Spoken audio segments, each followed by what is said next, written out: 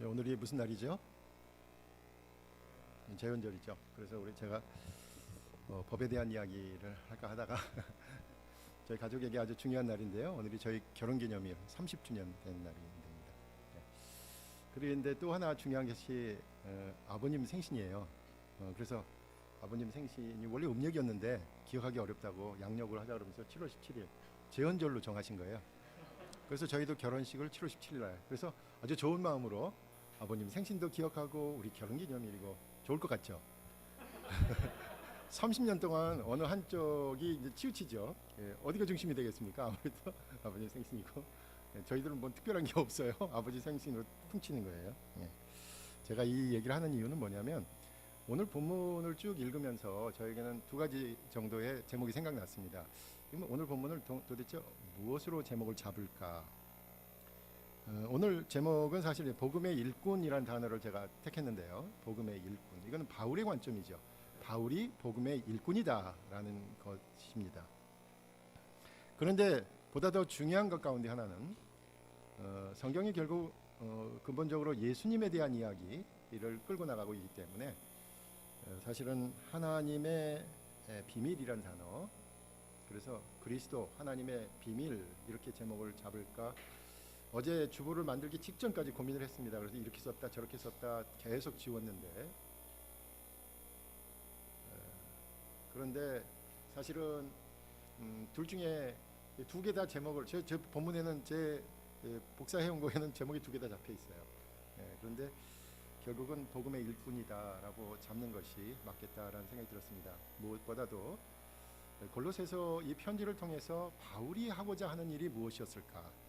바울이 하고자 하는 일이 무엇이었을까라는 관점에서 생각해야 오늘 본문이 전체적으로 우리에게 다가올 것이다라는 생각을 하게 되었습니다. 지금 골로새서 1장 부분을 하고 있는데 오늘은 사실은 좀 길지요. 21절에서 29절까지인데 21절에서 23절까지 세 절은 사실은 앞에 부분에 대한 적용을 하고 있는 것입니다. 우리가 앞부분을 지난번에 살펴볼 때 앞부분인 15절에서 20절까지가 바로 찬송가라고 제가 말씀드렸죠. 그리스도를 위한 찬송이다. 그리고 21절 오늘 본문이 어떻게 시작합니까? 전에 악한 행실로 멀리 떠나 마음으로 원수가 되었던 너희를, 그러니까 앞에 찬송이 6절이 찬송이 나왔는데 이제 21절 오늘 시작하는 부분에 그런데 너희는 어떠냐? 앞에 찬송을 불렀는데 너희는 어떠냐 하고 이제 골로새 교인들에게 적용을 하고 있는 거죠. 예수님에 대한 이야기는 이런데 예수님에 대한 찬양은 이런데 너희는 도대체 어떠냐라고 이렇게 얘기를 묻고 있는 겁니다. 그래서 앞에서 언급한 바울이 그리스도를 위한 찬송을 얘기하고 이제 골로새 교회가 어떤가 적용을 하고 있는 거죠. 찬송의 내용은 이랬죠. 그리스도께서 세상을 창조하셨다. 그리스도께서 세상을 구원하셨다. 그리고 십자가를 통해 타락한 세상과 하나님의 화평을 이루셨다. 이것이 골로새서 1장 15절에서 20절까지 나온 그리스도를 위한 찬송의 내용이었습니다. 그리고 이제 골로새 교회가 이전에는 죄인의 상태에서 전혀 소망이 없었지만 예수 그리스도의 육체의 죽음으로 하나님과 화평을 이루었고, 골로새 교회가 화평을 이뤘고예요. 이제 보다 더 구체적으로 적용을 해서, 그리고 이제는 거룩하고 흠없고 책망할 것이 없는 자가 되어야 함을 말하고 있습니다. 그리고 23절에서 바로 믿음에 거하고 소망에 흔들리지 않는다면, 이 소망이 흔들리지 않는다면 분명히 그렇게 될 것이라고 강조하고 있습니다. 바울은 찬송이 그저 노래가 아니라 찬송의 가사를 그대로 삶에 적용하고 있는 것이죠.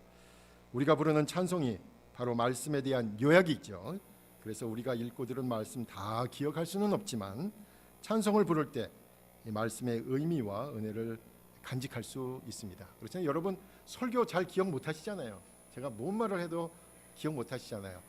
예화만 기억하시잖아요. 그 예화만 기억하셔가지고 아무리 설교를 새롭게 해도 예화를 똑같이 쓰면 우리 목사님은 맨날 똑같은 설교하셔 이렇게 되는 거고, 아무리 똑같은 설교를 해도 예화만 바꾸면 우리 목사님은 항상 새로운 말씀을 하셔 이렇게 되는 건 아니겠어요? 그렇죠? 그런데 이 찬송이 바로 여러분이 무엇을 들었는지를 계속 기억나게 하죠. 설교를 기억해서 이렇게 중얼중얼 할 수는 없지만 찬송은 여러분 코에서 흥얼흥얼하면서 일주일 내내 지낼 수 있잖아요. 그래서 찬송을 부르는 것이 신앙생활에 유익하다라는 것입니다. 22절에 또 그리스도의 육체 죽음이라는 단어는 아마 당시에 골로새서 쓰여 있는 골로새 교회에 어지럽히고 있었던 영지주의자들에 대한 경계의 말씀이다라고 생각됩니다. 예수 그리스도가 육체를 가지지 않고 순수한 영적인 존재였다는 것이 영지주의자들의 주장이었기 때문이죠. 우리가 믿는 주님은 우리와 같은 육체를 갖고 계셨고 실제로 죽음을 당했다는 점은 복음의 중요한 요소입니다. 우리의 신앙은 결코 관념이나 이상이나 영적인 것으로만 환원되어서는 안 됩니다.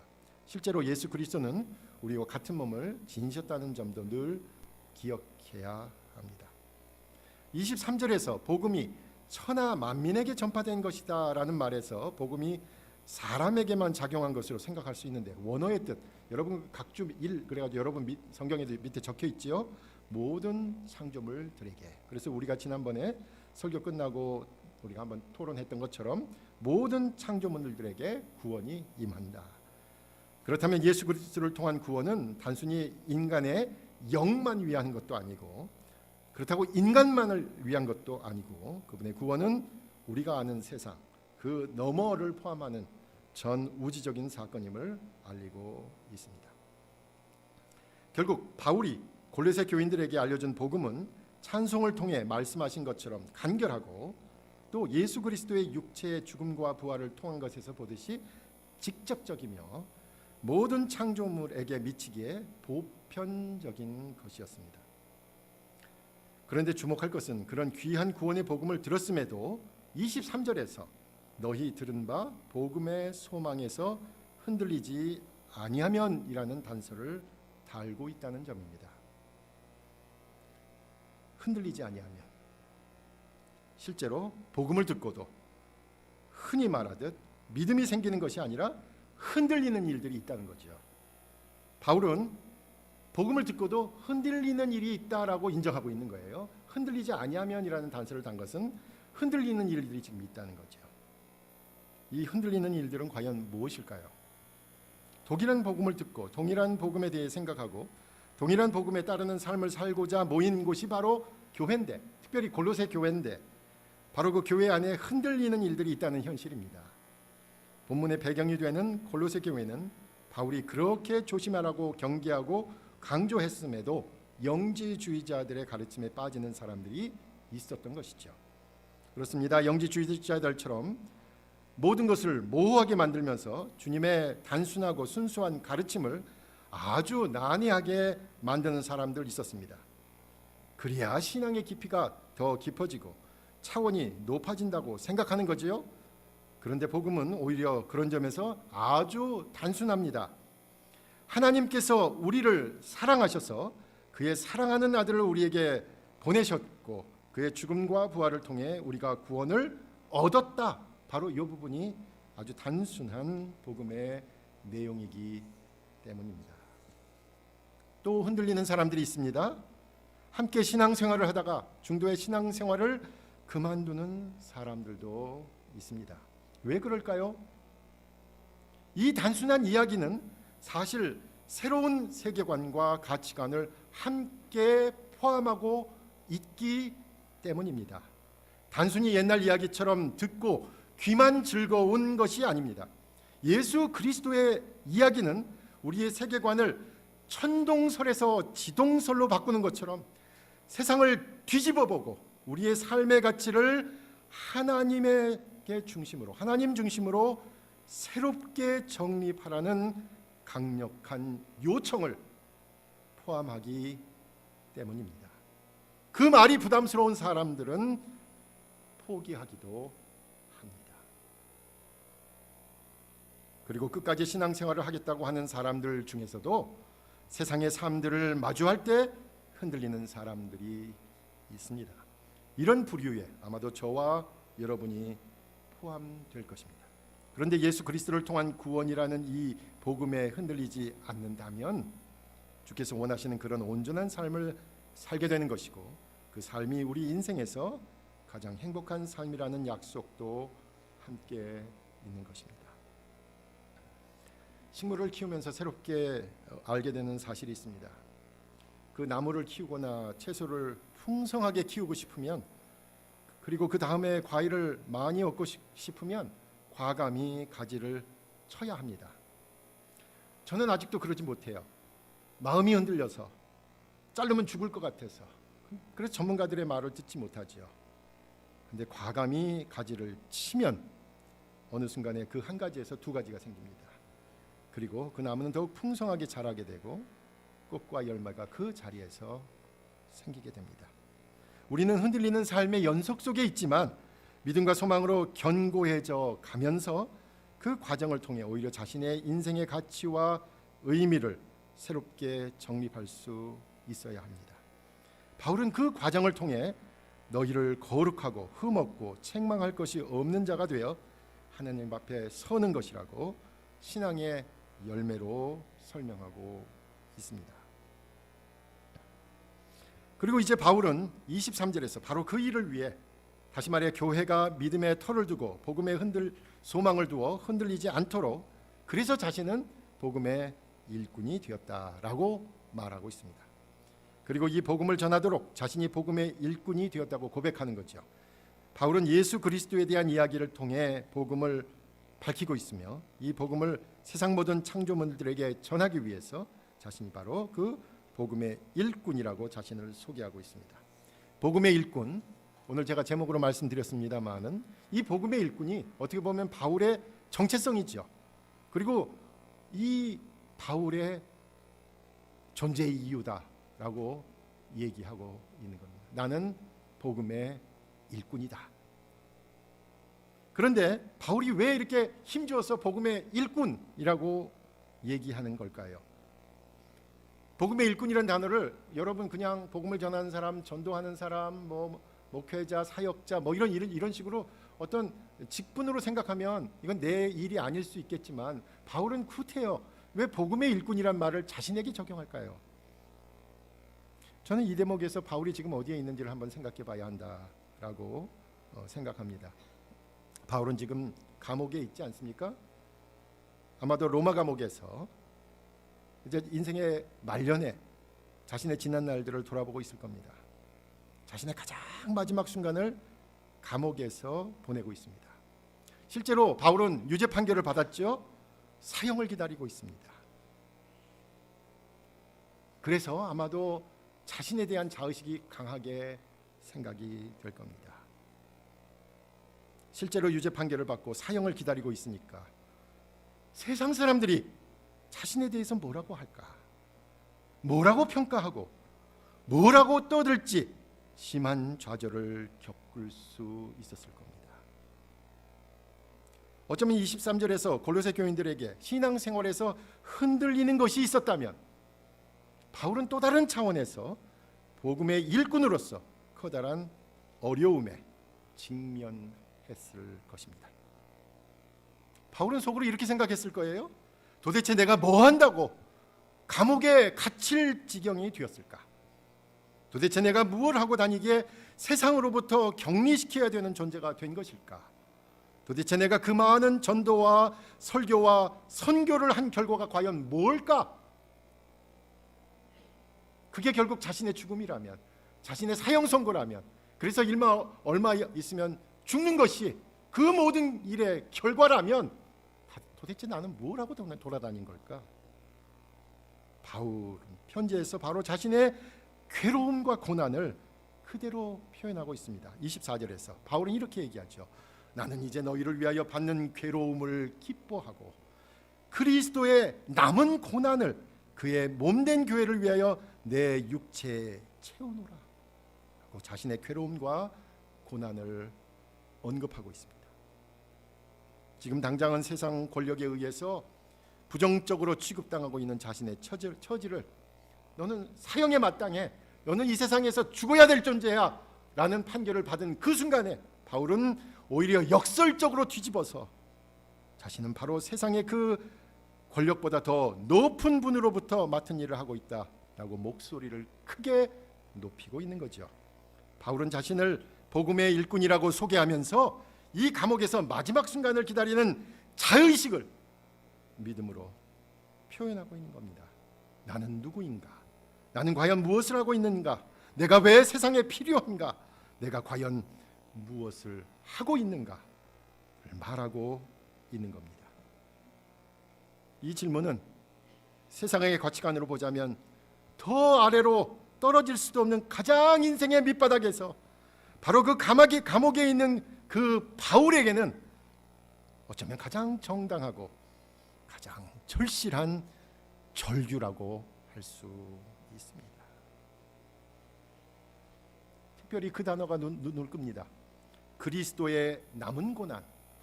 아니, 그리스도의 고난은 다 끝났잖아요. 예수님께서 십자가 지시고 다 끝났잖아요. 그리스도의 남은 고난? 이게 도대체 뭡니까? 우리는 주님께서 십자가의 고난을 통해 부활의 영광에 도달하셨으니 이제 우리는 주님과 함께 영광에 참여할 일만 있다고 생각하지요. 그래서 예수 그리스도를 통한 구원의 여러 이 과정을 생략하고 원래는 하나, 둘, 셋, 넷 해가지고 10까지 이르러야 되는데 어떻게 해요? 둘, 넷, 여섯, 여덟, 열 그냥 그렇게 도달하는 거죠. 그래서 빨리 도달하면서 복음의 결과에만 집중합니다. 그런데 복음은 그 처음부터 모든 과정에서 예수 그리스도와 함께하는, 예수 그리스도와 동시대를 사는, 그분과 하나가 되는 일체, 그분의 시각에서 또 그분의 생각과 그분의 마음에 공감하는 과정이 분명히 있습니다.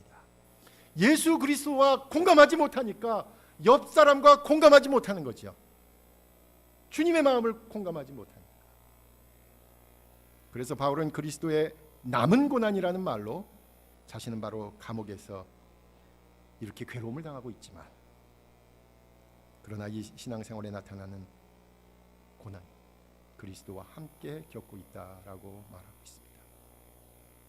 그러면 이렇게 질문할 수 있겠죠. 예수님의 구원 사역에 여전히 부족한 부분이 있습니까? 예수님의 구원 사역이 아직 안 끝난 겁니까? 그래서 우리의 고난도 필요한 것입니까? 그 질문에 대해서 분명히 예수 그리스도의 구원 사역은 우리의 구원에 충분하다라고 말할 수 있습니다. 더 이상 더할 건 없습니다. 다만 우리 각자가 그리스도의 구원에 참여하는 과정에 고난이 있다는 겁니다. 무엇보다도 그리스도와 하나가 된 순간 예수 그리스도의 고난도 함께 한다는 사실입니다. 그리고 그 구체적인 배경을 오늘 본문에서 뭐라고 합니까? 너희를 위하여, 그의 몸된 교회를 위하여라고 말하고 있습니다. 그러므로 그리스도의 남은 고난은 분명히 신앙 공동체를 위한 마음과 열정과 그리고 헌신으로부터 비롯된 것임을 알 수 있습니다. 그리스도의 남은 고난이란 교회를 위해서 마음을 쓰고, 더 좁게는 다른 사람을 돌보면서 애를 쓰면서 다른 사람을 위해서 안타까워하는 마음에서 생기는 거죠. 그래서 바울은 감옥에 있으면서도 골로새 교인들을 생각하니까 괴로운 거예요. 그래서 고난이라고 표현한 거예요. 바울은 예수님의 마음으로 골로새 교회를 생각하고 골로새 교회를 위해 기도하며 골로새 교회를 권면할 때 그리스도의 남은 고난을 감당하고 있었던 것이죠. 복음의 일꾼으로서 주님의 마음을 지니고 있을 때, 그리고 교회를 위한 마음이 넘칠 때 예수님의 입장에서 마음을 쓰고 애를 쓰며 안타까운 상황에 처했던 것입니다. 그렇다면 저는 오늘 본문에서 아주 두 개 아주 특별히 구별되는 게 보입니다. 여전히 흔들리는 사람들, 그리스도의 남은 고난에 참여하는 사람들. 겉으로 보면 다 고난이고 아픔이고 어려움이라고 얘기하겠지만 여러분은 어떤 어려움에 있습니까? 어떤 고난 가운데 있습니까? 모르겠어요. 어떤 사람은 동시에 나타날 수도 있겠죠.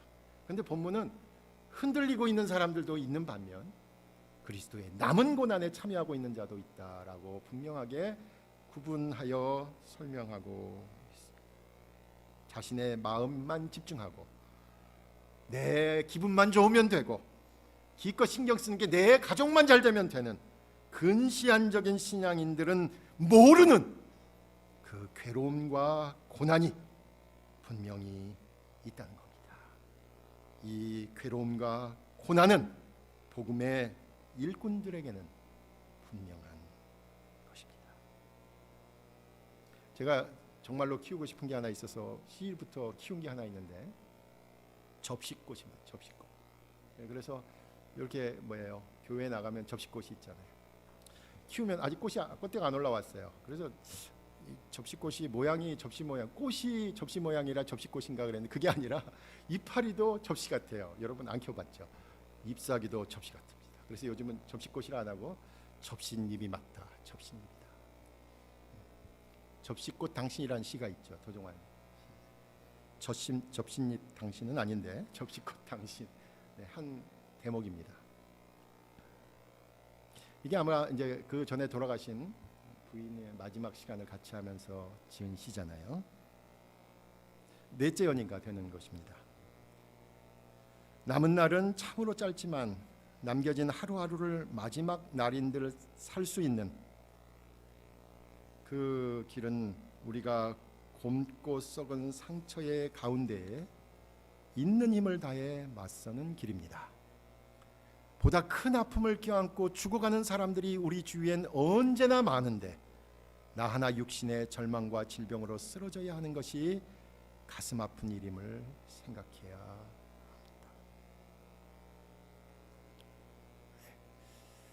자기 가족의 아픔도 많이 아프겠지만 그러면서도 보다 큰 아픔을 껴안고 죽어가는 사람들도 있다라고 의식하고 있는 게 놀랍지요.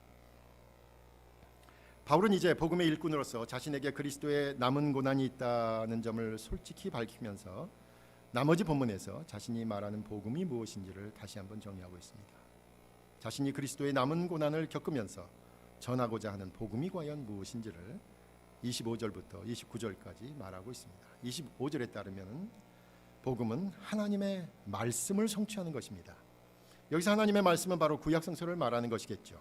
구약에서 이스라엘의 역사에 남기신 하나님의 말씀에 그리스도에 대한 예언이 있었다라는 것이고요. 이것은 과거의 사건입니다. 그리고 하나님의 말씀은 바로 예수 그리스도를 가리키고 있었던 것이죠. 또 26절에 따르면 두 번째로 이 구약의 비밀로 붙여졌던 것이 실제로 그리스도를 통해 나타났다는 것입니다. 이제까지는 비밀이었어요. 그렇지만 그리스도께서 유대인들 가운데 나타났고 그것도 교회 성도들 가운데 나타났으니까 더 이상 비밀은 아니다라는 얘기도 기억하셔야 돼요. 이 비밀이란 말 괜히 붙잡고 있으면 골치 아파집니다. 영지주의자들이 그랬거든요. 이 비밀이란 단어는 당시 영지주의자들이 아주 좋아하는 말이었어요. 비밀 그러면 아주 신비하고 뭔가 모르는 것 같고 자기들만 알고 있는 것 같은. 그래서 구원은 이 비밀을 알고 있는 자신들에게만 국한되어 있다라고 얘기한 거죠. 예. 그런데 바울에 따르면 이 비밀은 처음 제자들에게 나타났고 또 교회에 나타났고 성도들에게 나타났어요. 다시 말해서 예수님이 실제로 제자들과 교회에 나타나셨고 그분의 죽음과 부활을 통해 하나님의 말씀이 실현되었기에 더 이상 비밀이 아니다. 이제는 명백한 사실이 되었다라고 말하고 있습니다. 여러분 그래서 이단을 구별하는 방법 중에 하나가 바로 그거잖아요. 우리 교회만 나와야 구원받는다. 이것은 여기서만 진리가 있다라고 하는 사람 조심하셔야 됩니다. 예. 구원은 보편적입니다. 모두에게 열려 있습니다.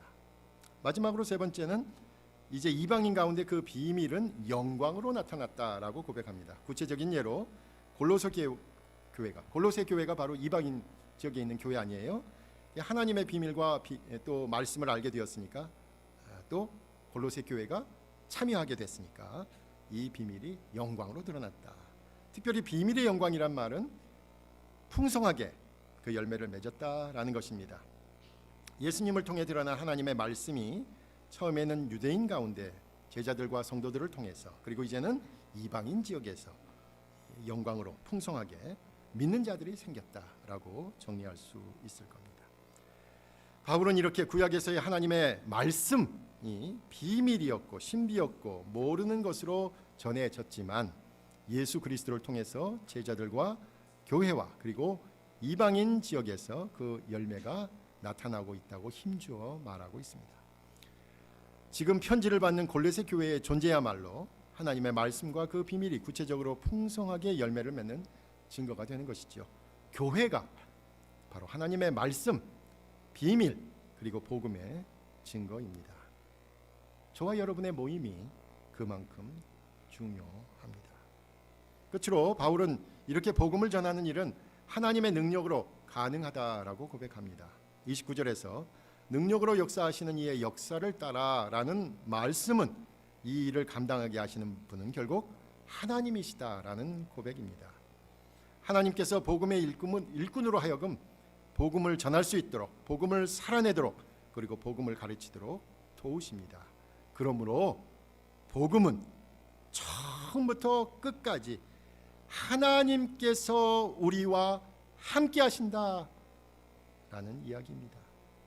하나님의 말씀, 또 비밀이라고 표현된 그분 예수 그리스도가 세상에 오셨고, 바로 예수 그리스도를 통해 성도와 교회와 이방인들이 하나님께로 돌아오고 구원을 받게 되었다는 것이고, 이 모든 과정에 하나님께서 함께 하신다는 고백이 바로 복음의 내용입니다.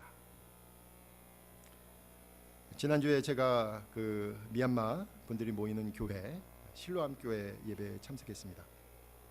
뭐 설교 부탁이 아니라 특강을 부탁받았어요. 한국에 오신 선교사님들 가운데 은혜스러운 일 사역을 하신 분들에 대한 이야기를 전해달라고 해서 제가 참석을 했습니다. 슬라이드도 만들고 선교사님들 사진도 해서 언제 한번 우리 교회에서도 한번 하면 좋겠어요. 네. 그런데 놀라운 건 찬양을 인도하신 분들이 한국분 절반, 미얀마 분들 절반이 있는데 찬양을 미얀마 분이 찬양을 인도하는데요. 한국말로. 예. 여자분인데요. 기타를 메고 찬양을 인도하는데 제가 예배에 참석하고 은혜 받았어요. 정말 오랜만에 찬양 부르면서 은혜를 받았습니다. 그 중에는 고향으로 돌아가는, 이번에 고향을 방문하신 분들이 있는데, 우리가 우크라이나 때문에 미얀마는 전부 잊어버렸는데 미얀마는 여전히 내전이 계속되고 있고요. 고향을 방문하신 분이 폭격을 맞아가지고, 그 고향 마을이 폭격을 맞아서 가족들하고 다른 도시에서 만나야 되는 그러한 상황이 있더라고요. 특별히 그 저희 언덕교회에 너무나 감사하다는 말을 계속 하더라고요. 언덕교회 감사. 마스크 없을 때, 마스크 주민등록번호 대고서 우리가 몇 개, 2개씩 수급받을 때, 그때 저희들이 마스크를 모아가지고 미얀마 분들은 주민등록번호가 없잖아요. 그래서 우리가 그분들에게 마스크를 주자라고 해서 우리는 아껴 쓰고 해서 마스크를 전해줬던 그 몇 장의 마스크를 고마워하고 있더라고요. 이분들이 언덕교회를 잊지 않고 자기들은 마스크 구할 수 없을 때 우리들에게 마스크를 준 교회라고 기억하고 있고, 또 지난번에는 그 여자 집사님, 찐 집사님이에요. 이름 저도 이번에 살았잖아요. 찐 집사님이 오셔가지고 하셨는데 너무나 고맙대요. 자기들의 이야기를 들어줘서. 그리고 저희 교회에 와가지고 얘기한 것이 알려져서 다른 교회 가서 또 몇 번 할 수 있었대요. 그렇다고 언덕교회가 그 길을 열어줘서 너무 고맙다라고 얘기합니다. 그래서 제가 덩달아서 지난주에 가게 된 거죠. 제가 유명해서 가게 된 게 아니라 언덕교회가 이런 생각을 하게 되었습니다. 오늘 본문 앞과 뒤에서 복음의 목적을 다음과 같이 표현하고 있습니다. 22절에 이렇게 표현하고 있죠. 결국 복음을 들어서 어떻게 해야 되냐? 거룩하고 흠없고 책망할 것이 없는 자로 하나님 앞에 서야 된다. 또 28절에는 마지막으로 뭐라고 표현하고 있습니까? 완전한 자로 하나님 앞에 서는 것이다. 그리스도인의 성숙이야말로 복음의 목적인 거죠. 그렇다면 구원은 단순히 미래의 어느 시점에 아주 행복한 곳으로 옮겨지는 것만이 아니라 지금 여기에서 이루어지고 있는 것입니다. 구원의 목적은 저와 여러분이 거룩하고 흠없고 책망할 것이 없는 자가 되어서 그토록 강렬하게 자신의 모든 것을 내어주신 그렇게 사랑을 표현하신 하나님의 기쁨이 되는 것입니다. 여기서 우리가 삶을 살면서 그리스도를 통해 죄를 짓지 않고 선한 일을 하고 있다면, 이 두 가지가 아주 중요합니다. 앞에만 강조하면 안 돼요. 죄를 짓지 않고 선한 일을 하고 있다면. 그래서 존 웨슬리 목사님은 이걸 두 가지로 정리했어요. Do not harm, 죄를 짓지 말라.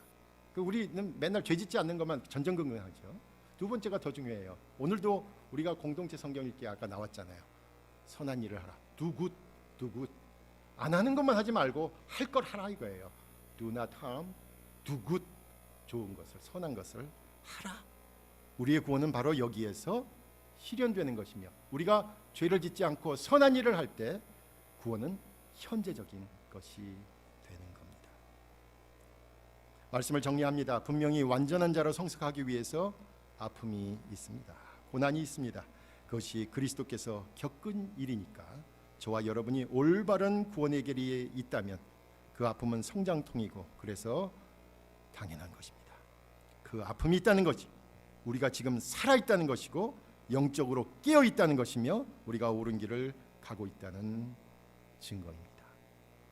자신의 문제만이 아니라 주위의 사람들을 배려하기 시작하면서, 그리고 그 한 사람을 마음에 담고 기도하기를 시작했다면, 그리고 기회만 있으면 그 사람을 위해서 시간과 물질을 쓰기 시작했다면 그리스도의 남은 고난을 담당하는 진정한 복음의 일꾼이 된 것입니다.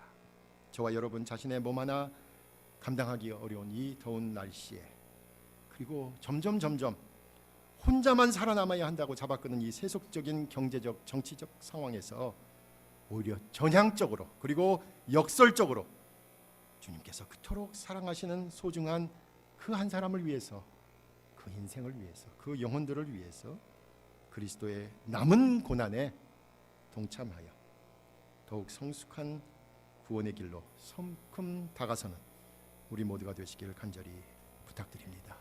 기도하겠습니다.